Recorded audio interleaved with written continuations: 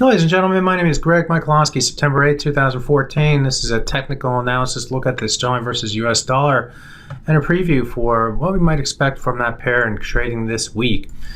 Before we get started, let me remind everybody that if you like this video and want to see more of it, please click on the subscribe button. Also, be sure to visit our website, forexlive.com, 5 days a week, 24 hours a day.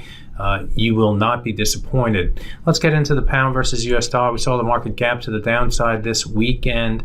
Why? Because of the Scotland vote, or the Scotland poll that came out that said the yes vote, that is the yes vote for forming your own individual country, is overtaking the no vote, and so that's causing some havoc, some uncertainty within the UK for the pound versus US dollar, and sending the price sharply to the downside. This vote doesn't take place until September 18th, so we got to expect that this momentum and this volatility is going to continue between now and then, and the fear is to the downside more than to the upside. And the polls have been moving that way, and whether or not the momentum shifts back to the other side is a little bit uncertain. But what we're seeing is a steady progression more to the yes vote than to the no vote, and that is sending the pound further to the downside here over the last 4 or 5 or 6 trading days. And today we have the gap to the downside off of that weekend news. Now, there's a lot of traders who think, well, gaps ultimately get filled, so all you have to do is buy the gap and look for the price to move up and fill that gap, and then I'm going to take profit up there. Doesn't necessarily always happen. There can be gaps that don't get filled for 6 or even a year down the road, so you have to be careful. What I try to do is just follow the technicals, follow the clues from the charts about and see if the bias turns from negative to positive. Now, if we take a look at the daily chart here, what might turn the bias a little bit more positive? And if we go back in time to this point right here, this is a December 2013 low. The price came in at 162.188. That was the low price right there, and we opened below that level, and we're currently trading just above that level right at the moment at 162.20.7. Now, it's not exactly racing to the upside here, but any sort of move above that line and staying above that line would be bullish for, or at least positive, I guess, for the pound versus US dollar. It says that the buyers are winning a battle. They're taking it back above the low price from December 2013. What's this level right here? This level is the low for the year for the pound versus US dollar. That low came in at 162.51, and guess what? That also is going to be a level that if we're going to turn the bias back to the upside and fill this gap right here, we need to get above the low price for the year. That's going to be a little bit more difficult, I would think, than, let's say, the 162.188 level right here.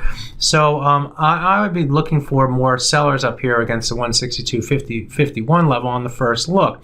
Now, there's another reason why I might think that would be the case in trading here today and in trading early this week, and that is off of the hourly chart. If I take a look at the hourly chart and I look at the move down from Friday's high down to the low here, this is the gap and fast move to the downside. The 38.2 to 50% retracement level has a high price at the 162.50.5 level. Is that very close to the 51 level? It sure is. And so there's a couple reasons why there should be resistance at the 50.51 level, the 50% retracement level, and the low price of the year going back to February of 2014. So good resistance up there at the 50.51 level, and it looks like we might try to get up toward that level. Now, off the hourly chart, there is some other resistance before that 50 level, and that comes against the bottom side of this trend line here. Now, if I put a parallel trend line connecting these highs here and have another parallel, or if I put a trend line connecting these highs here and then a parallel trend line over here, we went a little bit below that parallel trend line on Friday's trade, but bounced quickly to the upside here. So I'm going to keep the integrity of that channel in place. and the underside of that top side channel comes in at 162.31. So if we get above the 31 level here, we're going to be looking for the 50 level. Look for sellers against the 50 level. If it stays below that level, look for a rotation back to the downside, back below this trend line, and look for further move to the downside here in the pound. If it moves above the 50 level, we're going to fill the gap. All right, that's my thinking. That's the way that I would play it in trading this week. How low can we go for the pound? Remember, the fear is to the downside. The fear is that there's a yes vote and the pound goes lower. The next key target on the downside comes in at the 161.32 level, which is these low prices going back to the month of November. And then we start to look toward these lows right here, also in the month of November at 160.61. But you see this 50% retracement level. That 50% is of the move up from the 2013 low to the high that we saw in 2014. And the 50% level comes in at the 160 level. Yes, 160 level, and a little bit of a fraction of a pip there. That could be where we're going here for the pound if the bias remains to the downside. It's not another question. Remember, anything can happen with this vote, and fear causes a lot of anxiety in the market and could lead to fast markets.